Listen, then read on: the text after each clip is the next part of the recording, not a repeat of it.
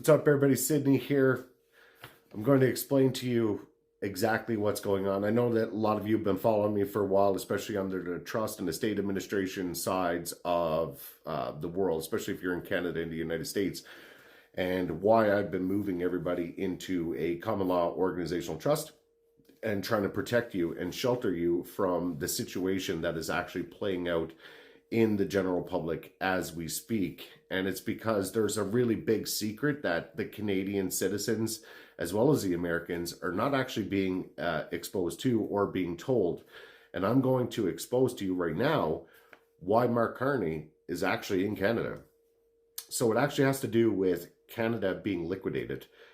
Canada is in probate at the moment, which means that the Trust and Estate Administration, he's been appointed as executor on behalf of the Crown to basically liquidate and probate the estate so that Canada can go into the United States of America legally and lawfully. That's actually the right answer. And I know a lot of Canadians in here, especially First Nations and all you guys, are not going to agree with me, but it is what's being done as we speak. And there is a 90-day system going on right now, which is January, February, and March. And that's why the big actions are actually going to take place in March.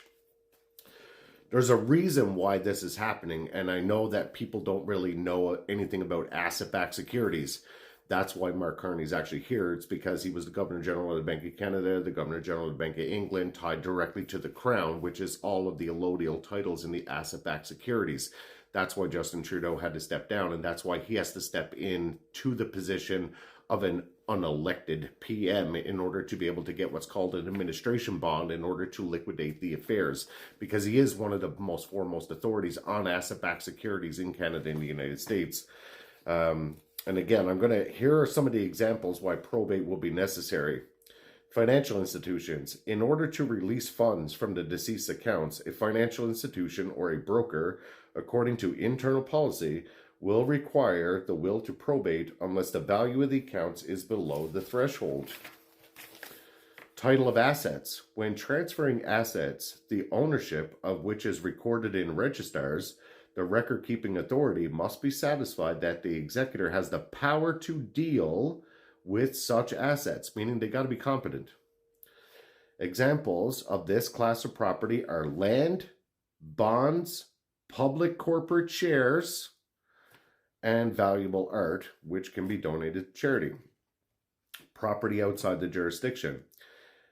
If some of the estate assets are situated outside the province, it is necessary that an application be made to the court in that jurisdiction that the property be dealt with.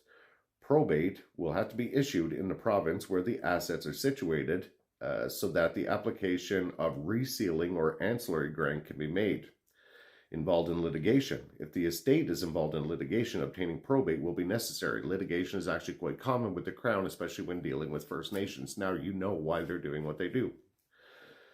Will provided. So let's just move on. I'm going to bring you to the important part. It's the testator's nominated executor. So this has to do with what Queen Elizabeth's orders that just came out and got released, and why you now know why Carney is here.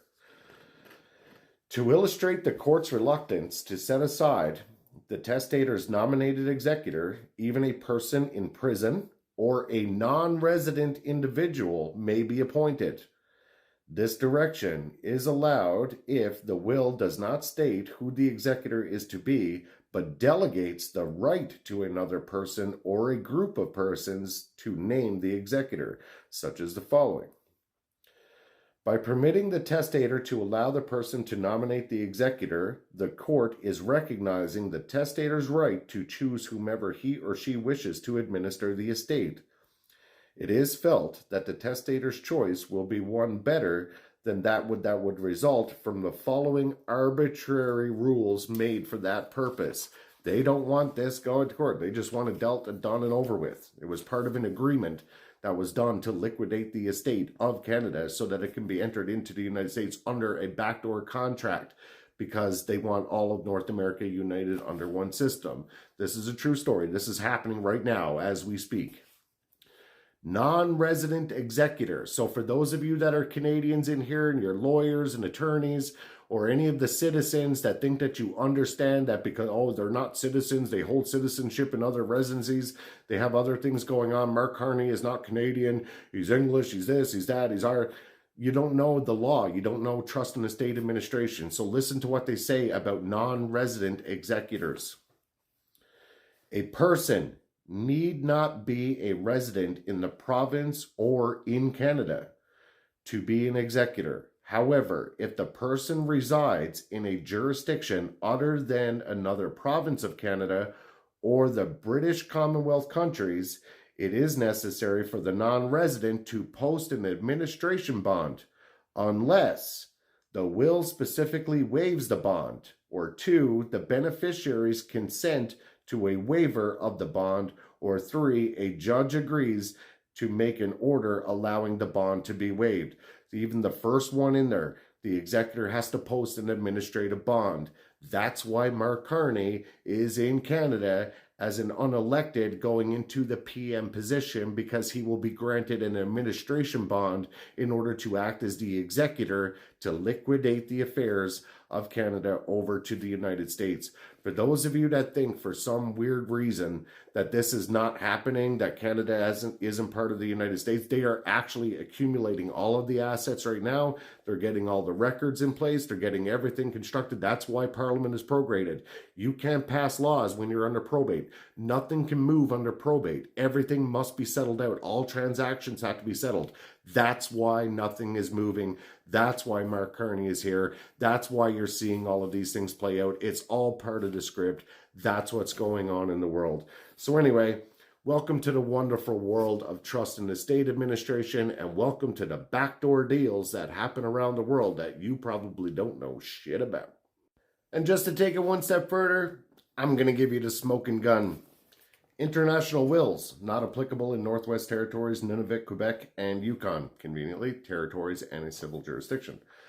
On October 26, 1973, in Washington, D.C., various jurisdictions signed a convention providing a uniform law of form of international will. The intent was to assist testators with assets in multiple jurisdictions. A jurisdiction may be an entire country, or in countries such as Canada, each province is a jurisdiction. The countries and the states that signed the convention recognize that the will made in compliance with the annex to the convention. In other words, if a person domiciled in Belgium, a signatory jurisdiction, signs a will in Belgium according to the prescribed international form, then all other jurisdictions who are party to the convention will recognize that the will as validly made within their jurisdiction.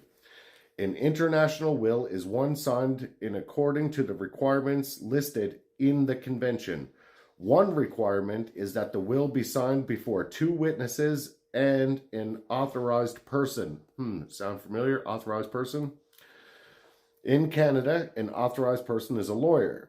Another requirement is that after the will has been executed, the authorized person must complete a certification form. Isn't that interesting? These wills are very rarely used, since the person usually makes a will when they are at home, but those wills are validly made in accordance with provincial and state requirements. So Canada was a signatory on the International Wills Convention on October 26, 1973 in Washington, D.C., which means, yes, the full jurisdiction is there to liquidate the assets, and to the First Nations community, your treaty and agreements were with the Crown, which was a subsidiary, which means that the jurisdiction, your fight, isn't actually with the Crown. It's with the United States of America, because that deal has already been done, and it's in probate right now to liquidate all of the estates and all of the assets. Now you know why I moved everybody into a common law organizational trust registered with the Secretary of State in the United States, so that you guys were protected during this transfer stage. You're welcome.